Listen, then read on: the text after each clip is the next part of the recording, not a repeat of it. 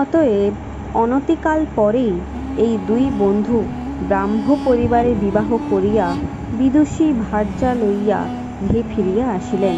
কিন্তু দরিদ্র জগদীশের সে সুবিধা হইল না।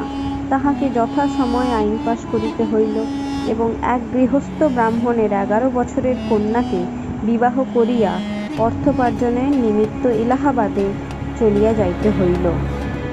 কিন্তু যাহারা রইলেন তাহাদের যে কাজ কলিকাতায় নিতান্ত সহজ মনে হইয়াছিল, গ্রামে ফিরিয়া তাহাই একান্ত কঠিন ঠেকিল।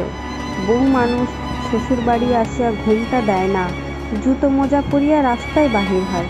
তামাশা দেখিতে 5খানা গ্রামের লোক ভিড় করিয়া আসিতে লাগিল এবং গ্রাম জুড়িয়া এমনি একটা কদর্য হৈ হৈ শুরু হইয়া গেল। একান্ত নিরুপায় না হইলে আর কেহ স্ত্রী লইয়া সেখানে বাস করিতে পারিত না। বনমালীর উপায় ছিল, সুতরাং সে গ্রাম ছাড়িয়া কলকাতায় আসিয়া বাস করিল এবং একমাত্র জমিদারের উপর নির্ভর না করিয়া ব্যবসা শুরু করিয়া দিল।